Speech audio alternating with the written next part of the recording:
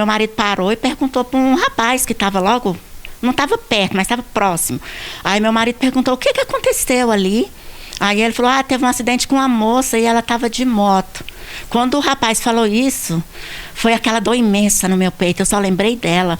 Aí eu já comecei a gritar dentro do carro e falei para meu marido, eu falei: Hélio, Meirinha acabou de sair. E já fui abrir na porta do carro. Aí ele me segurou, falou: Ivonete, calma, porque logo assim já tinha um penhasco assim do outro lado. Aí eu já saí correndo, né, e já gritando. Aí quando eu vi minha irmã caída já sem vida, mas eu não sabia ainda que ela estava sem vida, né.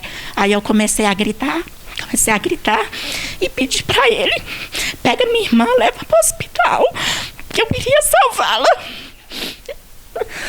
Aí meu marido me segurou, ele falou: Ivonete, calma, me segurou, e as pessoas que estavam junto também me segurou. E aí eu gritava: por que vocês estão esperando? Leva minha irmã, vamos salvar a vida da minha irmã, porque eu queria levar ela para o hospital. Ouvimos o relato da senhora Ivonete Brito, irmã da professora Rosimeire, que há um ano atrás foi vítima de latrocínio, que é o roubo seguido de morte, e até hoje a família espera por justiça. Esta senhora é a mãe da professora Rosimeire. Ela pede uma resposta para o caso. Eu aguentei muito ali calada, depois adoeci, estou dormindo na custa de remédio, porque não é fácil. Eu passava a noite em claro pensando assim: por quê, para quê, aquilo da cabeça da gente que vai rodando, né? E tudo, então aquilo foi acumulando. Hoje eu estou mais assim, mas o sentimento é grande, ainda mais de saber que ele está solto, né?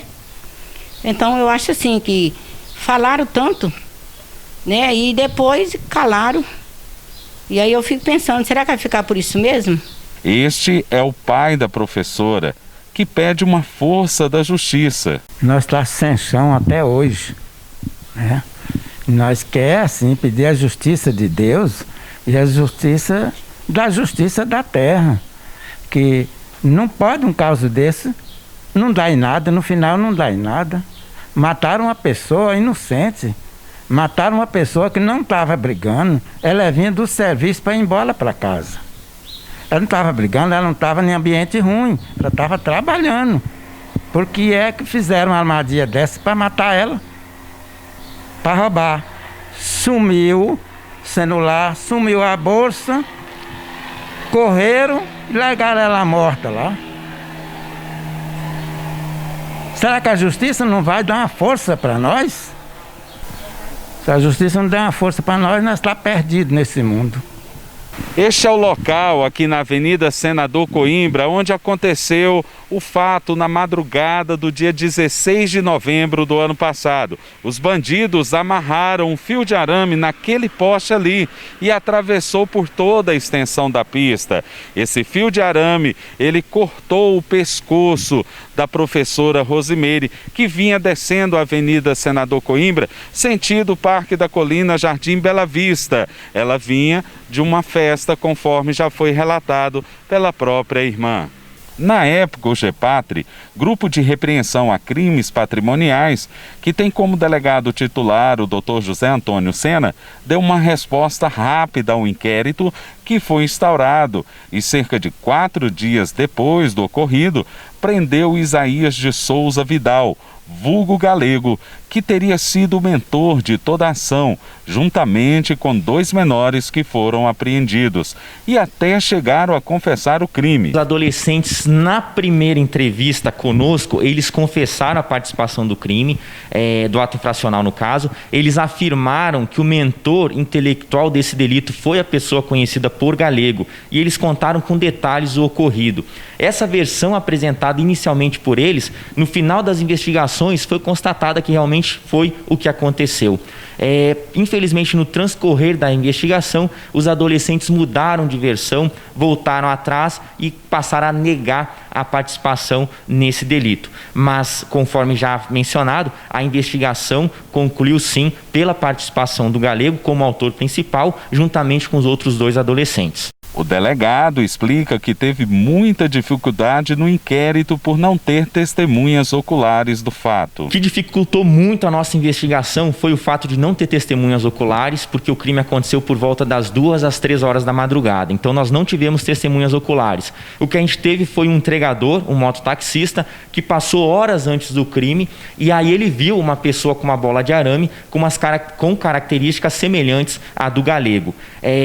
O Galego apresentou uma versão de que ele estava a noite toda em uma festa de aniversário. Apresentou esse álibi para alegar que não foi ele o autor do delito. Só que nós ouvimos inúmeras testemunhas e todas elas falaram no mesmo sentido, de que Galego, por volta das 9h30, 10 da noite, já não mais estava nessa festa. Então, que demonstra que o Galego faltou com a verdade nessa informação. Então, todos os elementos que foram apurados neste inquérito apontam a participação do Galego como o mentor deste latrocínio. Sim, a conclusão por parte da Polícia Judiciária foi nesse sentido. Galego foi o autor intelectual juntamente com outros 2 adolescentes. Galego saiu da prisão há pouco tempo e ninguém sabe do seu paradeiro. O inquérito finalizado pela polícia foi remetido ao Poder Judiciário e descobrimos que ele ainda está na 3ª Promotoria de Justiça. Solicitamos informações de como está o andamento do processo.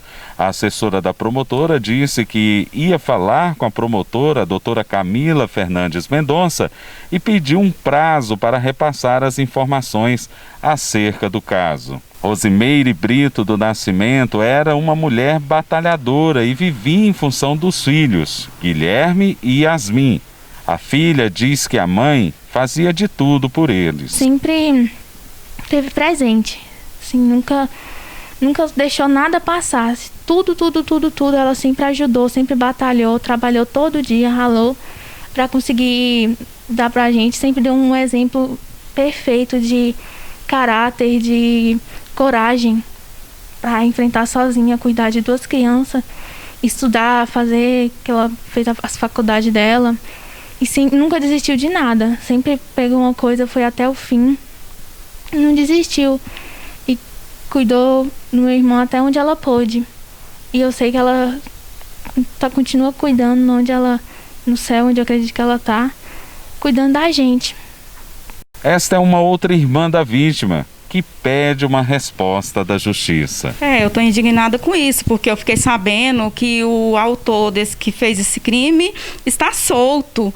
E eu quero saber com a justiça se esse caso vai ser um caso que vai ser tampado, que não vai ter mais solução. Eu vejo o sofrimento dos meus pais, da minha mãe, da minha família todinha, inclusive minha, de ver meu sobrinho.